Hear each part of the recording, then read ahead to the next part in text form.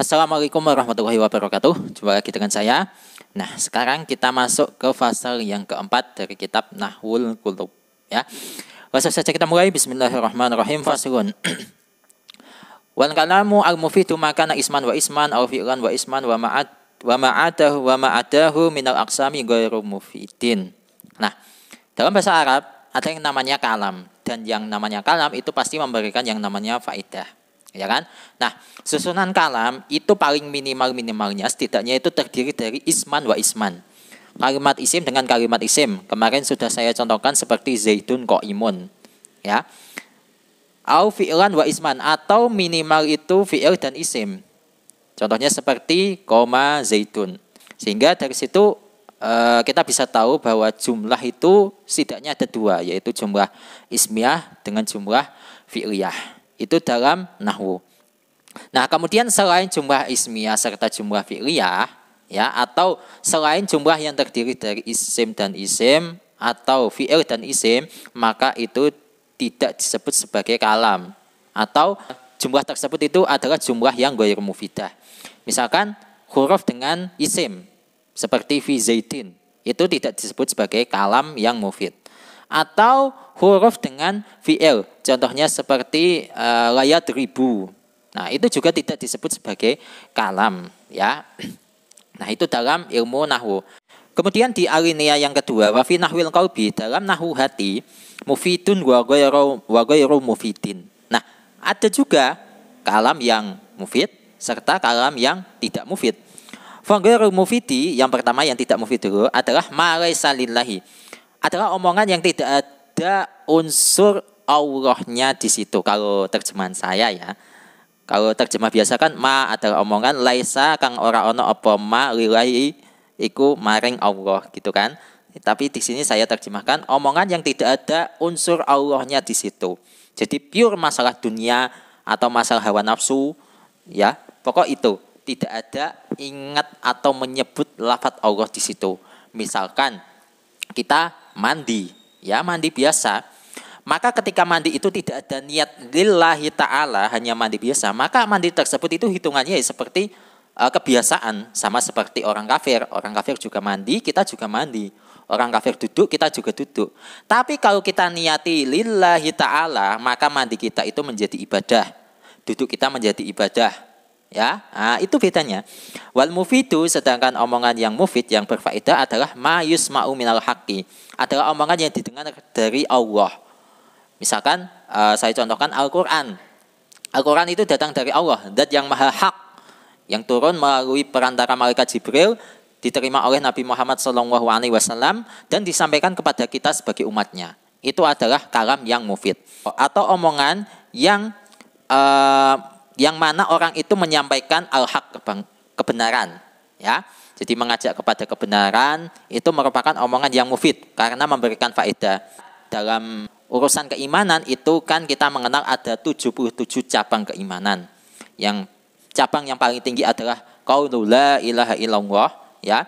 Sedangkan cabang yang paling rendah adalah menyingkirkan duri atau penghalang dari jalan. Nah, ketika kita menyuruh untuk menyingkirkan duri dari jalan, maka itu adalah omongan yang mufid.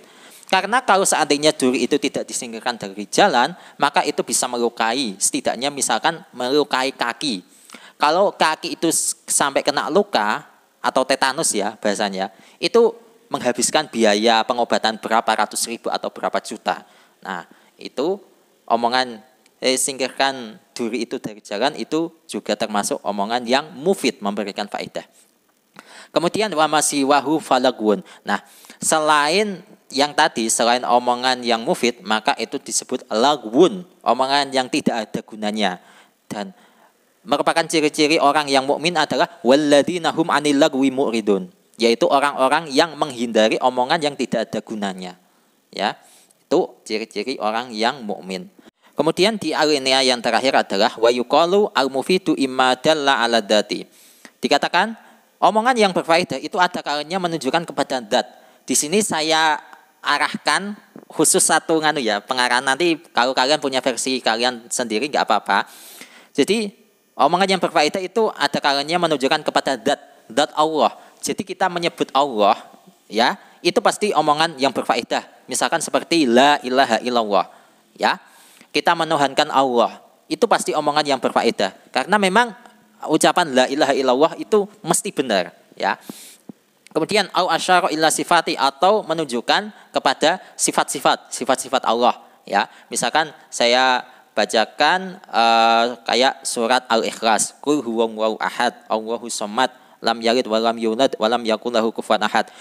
Ya, di surat Al-Ikhlas tersebut tidak ada menyebutkan unsur dunia, urusan seseorang atau hal-hal yang lain selain Allah. Di situ hanya disebutkan sifat-sifat Allah. Nah, makanya ada salah satu sahabat yang tiap sholat itu membaca surat Al-Ikhlas terus qul huwallahu ahad terus. Ketika ditanya oleh Rasulullah, maka sahabat tadi menjawab, karena di situ ada sifatnya Allah, makanya saya suka membaca surat tersebut. Nah, tidak ada unsur kepentingan pribadi sama sekali, pure hanya sifat-sifat Allah. Itu yang kedua. Au kana ibaratan anil masnuat, atau omongan yang berfaedah itu ada kalanya ibarah dari ciptaan-ciptaan Allah, ya. Dan ini juga merupakan salah satu sifatnya ulul albab, alladzina yadhkuruna Allaha qiyaman wa qu'udan wa 'ala junubihim wa yatafakkaruna fi khalqis samawati wal ardh. Jadi mereka bertafakur tentang ciptaan-ciptaan Allah. Nah, salah satu bentuk tafakur yang sering saya sampaikan kepada teman-teman saya, ya mungkin belum saya sampaikan ke sini ya, itu adalah kenapa kok banyak sekali orang-orang jahat dibandingkan orang-orang baik di muka bumi ini. Ketika saya pikir-pikir itu, ternyata itu Allah itu sangat adil. Karena kalau misalkan di dunia ini itu banyak orang baiknya, orang jeleknya itu hanya sedikit, maka nanti ketika meninggal dunia, ini orang-orang baik itu jasadnya utuh semua. Nah, ketika jasadnya ini utuh, maka otomatis ketika ada orang yang ingin membangun rumah, ketika digali tanah, ternyata di situ ada mayat orang baik, ya, menggali tanah untuk pondasi rumah, ditemukan mayat, ini mayat orang soleh. Pindah ke sana, ditemukan lagi mayat orang soleh. Nah, tapi ketika di situ yang terkubur di situ adalah jasadnya orang jelek, maka jasadnya orang jelek itu akan hancur dimakan oleh tanah serta dimakan oleh usia, ya. Atau kalau dalam ilmu IPA, ya, ilmu pengetahuan alam, itu jasad itu akan menjadi minyak, ya. Kalau salah silahkan dikoreksi. Nah, sehingga ketika menggali tanah untuk membangun pondasi rumah, ya kita bebas karena di situ nggak ada jasad, ya. Gali, gitu. Itu salah satu yang saya pikirkan sama ini. Mungkin kalau ada kesalahan tafakur saya, silakan dikoreksi lah ya. Nah, hada huwa taksim al-hawi li jami'il ma'ani, dan ini merupakan pembagian yang mencakup semua makna. Ya. La yasuddu anhu qasamun min aqsamil khitabi alladhi huwa al-mufid.